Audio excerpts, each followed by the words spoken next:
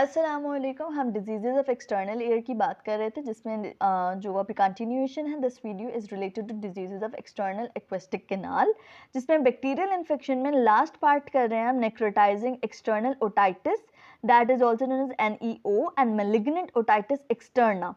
ये दोनों ही नाम से लाजमी याद रखिएगा, क्योंकि BCQ में कभी नेक्रोटाइजिंग बोल देते हैं तो कभी मैलिग्नेंट बोल देते हैं।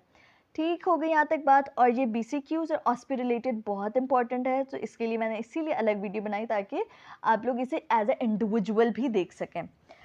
ये potentially lethal infection of the external air होता है। ऑर्गेनिज्म स्यूडोमोनास ओरिजिनोसा होता है। BCQ पॉइंट है very important.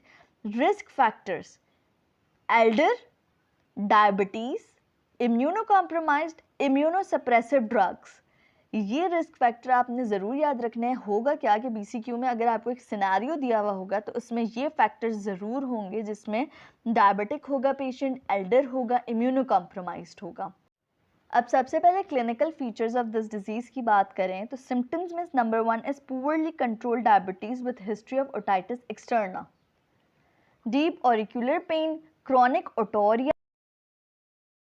And aural fullness. इसके अलावा जो साइंस होते हैं उसमें हमें क्या क्या मिलेगा: inflammation and granulation, purulent secretions नज़र आ रही होंगी, ऑक्लूडेड कैनाल होगी, obscured tympanic membrane and cranial nerve involvement.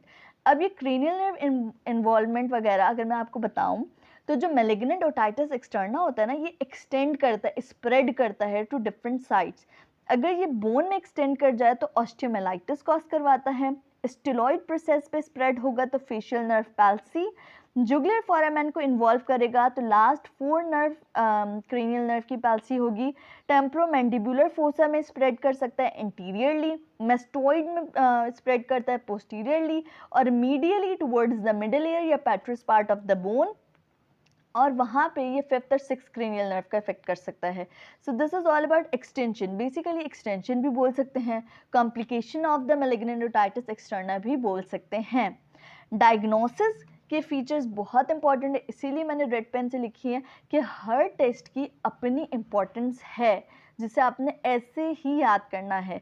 अगर सिवियर, सबसे पहले डायग्नोसिस होती है on the basis of history, जिसमें क्या है, सिवियर ओटैल्जिया होगा यानी एयर पेन होगा, elderly diabetic patient with granulation tissue in external air canal at its cartilaginous bony junction। यही एग्जैक्ट लाइन आपको केस सिनेरियो भी दे सकते हैं। फॉर ये केस सिनेरियो देके बोलेंगे what will be your diagnosis, तो आपने क्या पॉइंट पकड़ना है यहाँ पे: एयर पेन, एल्डर है पेशेंट, डायबिटिक है, ग्रैन्युलेशन टिश्यू मिल रहा है हमें एयर कैनाल में। दीज आर द फैक्टर्स जो कि हमें सस्पिशियस करेंगे टुवर्ड्स दिस डिजीज़। फिर हम CT स्कैन करवाएंगे बोन डिस्ट्रक्शन चेक करने के लिए, MRI सॉफ्ट टिश्यू इन्फेक्शन के लिए। टेक्नीशियम 99 क्या करता है, ये रिवील करता है ऑस्टियोमेलाइटिस, जो कि इसकी एक एक्सटेंशन है। जबकि गैलियम स्कैन जो होता है यूजफुल होता है फॉर इवेलुएटिंग ट्रीटमेंट, कि जब हम इसकी ट्रीटमेंट स्टार्ट कर देंगे तब हम 3 वीक्स के बाद गैलियम स्कैन को रिपीट करके देखेंगे कि जो ट्रीटमेंट हम कर रहे हैं क्या उसकी वजह से डिजीज़ बेहतर हो रही है, गुड प्रोग्नोसिस चल रही है या नहीं। ट्रीटमेंट की बात की जाए मैलिग्नेंट ओटाइटिस एक्सटर्ना के पेशेंट को हमेशा हॉस्पिटलाइज्ड किया जाता है। सबसे पहले उसकी अनकंट्रोल्ड डायबिटीज़ को कंट्रोल किया जाता है। टॉयलेट ऑफ एयर कैनाल किया जाता है कि जो डिस्चार्ज, डेब्रिस, जो भी एग्जिटेटिव मटेरियल एक्यूमुलेट हुआ है, ग्रैन्युलेशन टिश्यू है, उसे रिमूव किया जाए। देन पेन को ट्रीट करने के लिए एनाल्जेसिक्स देते हैं, और उसके बाद IV एंटीबायोटिक्स देंगे। ये मैंने जिस तरीके से लिखी हुई है एज इट इज़ याद करिएगा। OSPI में सेम इसी तरीके से लिखनी होगी कि सबसे पहले 3rd जनरेशन सेफालोस्पोरिन्स दे सकते हैं हम, जिसमें या तो सेफ्ट्राइक्सोन देते हैं 1 to 2 ग्राम पर डे, या सेफ्टेजिडीन दे सकते हैं 1 to 2 ग्राम पर डे।